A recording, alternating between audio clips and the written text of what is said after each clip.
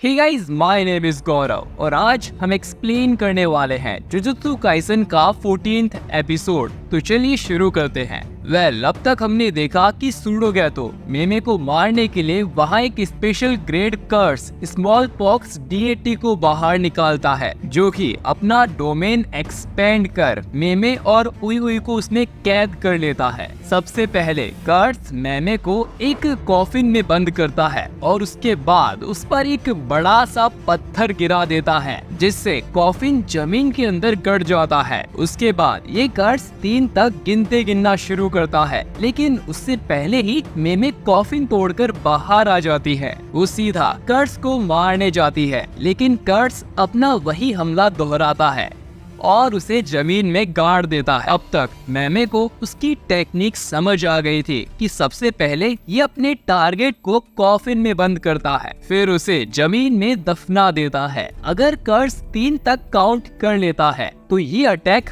पूरा हो जाएगा। अगर अटैक पूरा हो गया तो टारगेट को एक स्मॉल पॉक्स की बीमारी हो जाएगी और वो तुरंत ही मर जाएगा। मेमे फिर से कॉफिन के बाहर आ जाती है और उई उई को लेकर एक पत्थर के पीछे छुप जाती है। मेमे को इस दौरान काफी चोट आ चुकी थी। अगर वो एक और बार कॉफिन में बंद हुई तो इस बार वो कॉफिन से बाहर भी नहीं निकल पाएगी। मेमे समझ जाती है कि ये कर्स उसी इंसान को टारगेट कर रहा है जिसके अंदर कर्स एनर्जी ज्यादा फ्लो कर रही है और अपने डोमेन में वो जितना चाहे ये अटैक कर सकता है। मेमे के साथ उसके 2 क्रॉस भी इस डोमेन में आ गए थे। अपनी बात को साबित करने के लिए मेमे एक कोवे में काफी ज्यादा कर्स एनर्जी भर देती है और फिर वही होता है जो उसने सोचा था। वो कॉफिन में बंद होता है, उस पर एक पत्थर आके गिरता है, फिर वो मारा जाता है। अब मेमे सोचती है कि अगर इस कर्स को मारना है तो उसे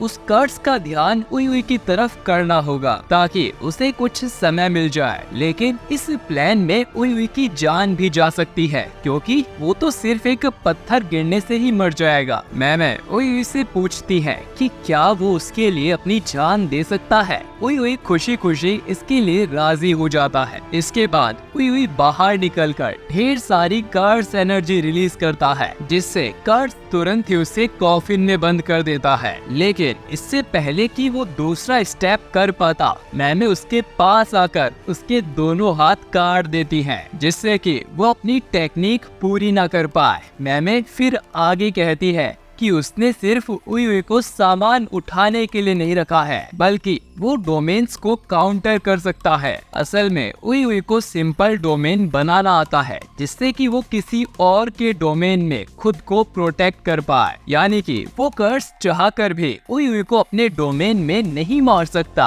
अब वो कर्स अपने दोनों हाथों को रीजनरेट करके मेमे के पीछे से हमला करता है, लेकिन अचानक ही एक क्रो काफी रफ्तार से आकर कर्स के आर पार हो जाता है, जिससे कि वो कर्स वही मारा जाता है। लेकिन उसके साथ वो क्रो भी अपनी जान गवा देता है। मेमे की innate technique black bird manipulation है और इस अटैक का नाम बर्ड स्ट्राइक था, जिसमें मेमे अपने किसी एक क्रो के अंदर हद से ज्यादा कर्स एनर्जी डालकर उसे किसी वेपन की तरह यूज कर सकती है। लेकिन बदले में उस कौवे को अपनी जान गंवानी पड़ती है। मेमे की इस अटैक से कोई भी इंसान जिंदा नहीं बच सकता सिवाय सातोरू गोजो के। फिर ये दोनों उस कर्स के डोमेन से बाहर आ जाते हैं। गैतो के भेजे हुए कर्स और कर्स यूजर को मारने के बाद मेमे गैतो से भिड़ने के लिए तैयार थी। वही सूडोगैतो मेमे की तारीफ में कहता है कि एक नई सॉर्सरर होने के बावजूद भी उसमें काफी दम है। दूसरी तरफ नानामी माकी और उसके दादा नाओबितो के साथ शिबुया स्टेशन के अंदर जा रहा था। नानामी ने दोनों को गोजो के सील होने की बात भी बता दी थी, जो सुन नाओबितो खुश होता है, क्योंकि गोजो क्लैन के डूबने से जेनिन क्लैन को फायदा होगा, जिसपे माकी उसे यहाँ से जाने को कहती है,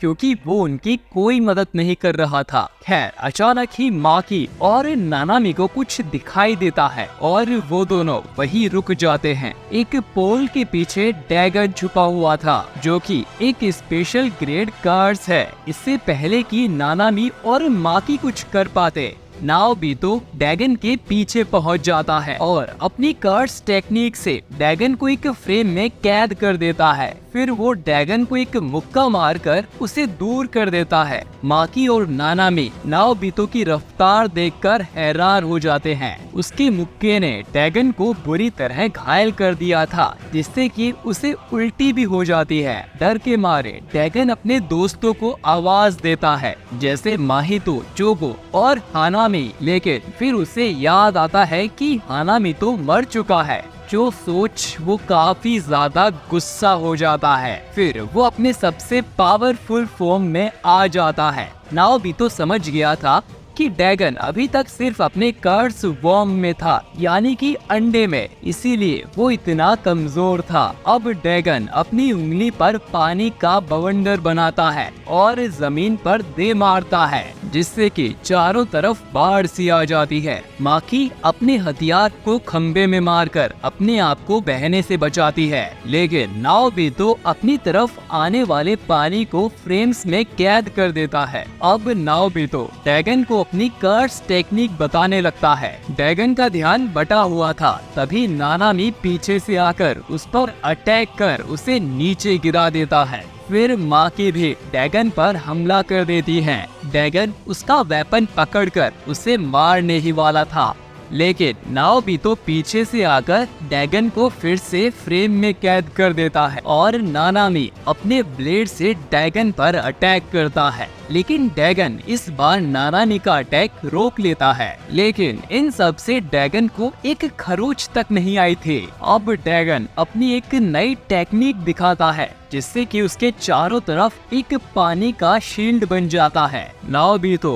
डैगन से काफी इम्प्रेस होता है कि 2 फर्स्ट ग्रेड सॉर्सरर्स भी उसे नहीं मार पाए। नाओबितो समझ गया था कि डैगन के पास ढेर सारी कार्ड्स एनर्जी है और उसे काफी सारी कार्ड्स टेक्निक भी आती होंगी। इससे पहले कि वो इन्हें एक्टिवेट करे, उन्हें इसे मारना होगा। फिर तीनों एक साथ मिलकर उस पर अटैक करते हैं, लेकिन डैगन एक वाटर ब्लास्ट कर हवा में उड़ने लगता है, लेकिन नाओबितो ने इसे पहले ही भांप लिया था।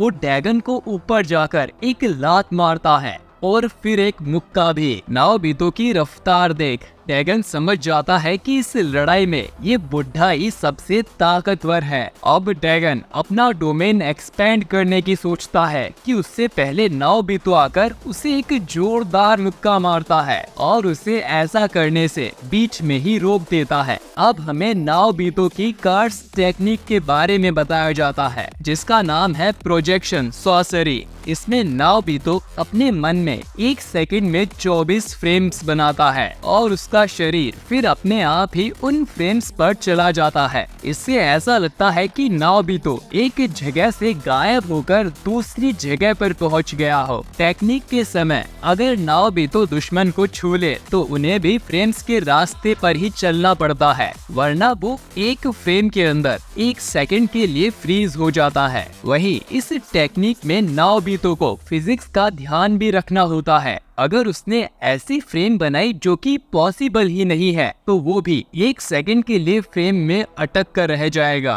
और अगर सिंपल वर्ड में बताया जाए तो नाओबितो के पास शॉर्ट डिस्टेंस में टेलीपोर्ट और अपने दुश्मन को फ्रीज करने की पावर है। लेकिन नाओबितो की काफी कोशिशों के बाद भी डैगन अपना डोमेन एक्सपेंड कर देता है। जहां जाते ही नानामी और माकी को अचानक कुछ काट लेता है। ये पिराना मछली थी जो कि उन्हें दिखी भी नहीं थी। इस डोमेन का गारंटेड अटैक यही है, जिसमें शिकिगामी मछलियां अपने दुश्मन को काटने तक दिखती ही नहीं है। लेकिन नाओबितो पर इसका कोई असर नहीं होता, क्योंकि उससे एक anti domain technique falling blossom आती है। ये सीक्रेट टेक्निक सिर्फ बिग 3 फैमिलीज में ही सिखाई जाती है, यानी कि गोजो, जेनिन और कैमू फैमिली में। डैगन जानता था कि नाओबितो बहुत ताकतवर है, तो अब वो 70% पावर से नाओबितो पर हमला करेगा और बाकी की 30% से माकी और नानामी पर। डैगन अब अपनी डेथ स्वॉर्म टेक्निक को एक्टिवेट करता है, जिससे सैकड़ों शिकिगामी मछलियां एक साथ हमला करती हैं। नानामी माकी से कहता है कि जैसे ही मछलियां उसे कांटेक्ट करे वो तुरंत ही उसे काट दे। वरना वो उसे कच्चा चबा जाएंगे। लेकिन तभी एक मछली नानामी को काट लेती है और फिर ढेर सारी मछलियाँ उस पर अटैक कर देती हैं। दूसरी तरफ नाओबितो अपनी टेक्निक से बचा हुआ था, लेकिन वो मछलियाँ रुकने का नाम ही नहीं ले रही थी। नाओबितो इसके बारे में सोच ही रहा था कि डैगन मछलियों की आड़ में वहां आकर नाओबितो को एक जोरदार मुक्का मारता है। माकी उस पर अटैक करने जाती है, लेकिन डैगन उसे सबसे कमजोर बताकर उसे लात मारकर दूर कर देता है। इसके बाद डैगन नाओबितो को बताता है कि वो डेथ स्वैम्प टेक्निक से अनगिनत शिकिगामी मछलियों को बुला सकता है, जिसके बाद मछलियों का झुंड नाओबितो पर हमला कर देता है। अब लात खाने के बाद भी माकी जिंदा बच गई थी। वो वापस आकर डैगन से कहती है कि अगर वो कमजोर है तो वो उसे एक बार में खत्म करे। डैगन कहता है कि अब उसकी बारी, वो उसे भी नोच नोच के मार देगा, बाकी दोनों की तरह। लेकिन तभी उसके पीछे समुद्र में एक बड़ा धमाका होता है। ये मेगुमी था, जो कि अपना डोमेन एक्सपेंशन कर डैगन के डोमेन में घुस आया था। मेगुमी तुरंत ही माकी को एक स्पेशल ग्रेड वेपन दे देता है, जिसे देख माकी खुश हो जाती है।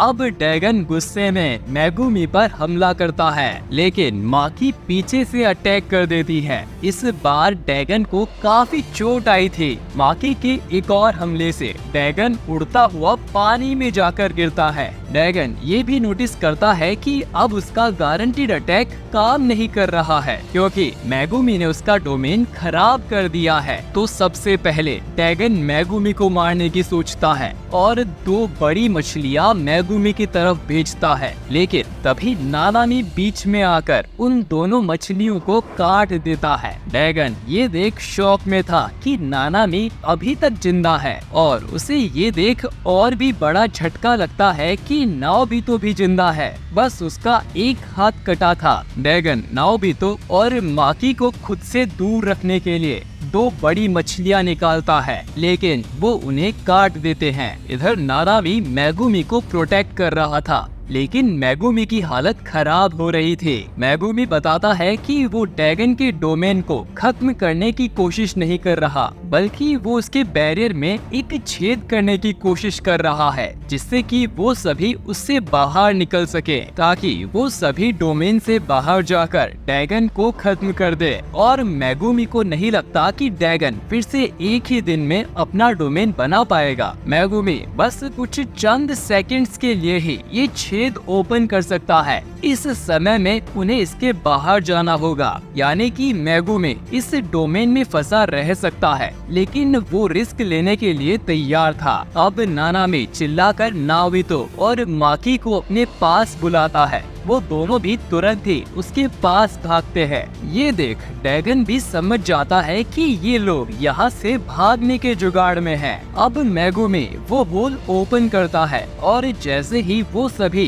उसके पार जाने वाले होते हैं कि तभी बाहर से कोई अंदर आ जाता है, जिसे देख सभी चौंक जाते हैं। ये आदमी कोई और नहीं बल्कि तोजी फुशिगिरो था, और ये एपिसोड यहीं पर खत्म हो जाता है। गाइस, तोजी अब बैटलफील्ड में आ चुका है। आपको क्या लगता है वो किसकी साइड होगा, डैगन या फिर सॉर्सरर्स, या फिर वो दोनों की ही पुंगी बजा देगा? ये तो हमें आने वाले एपिसोड में ही पता चलेगा। मैं मिलता हूँ आपसे बहुत जल्द एक और नए एपिसोड के साथ। आपका वीडियो देखने के लिए शुक्रिया।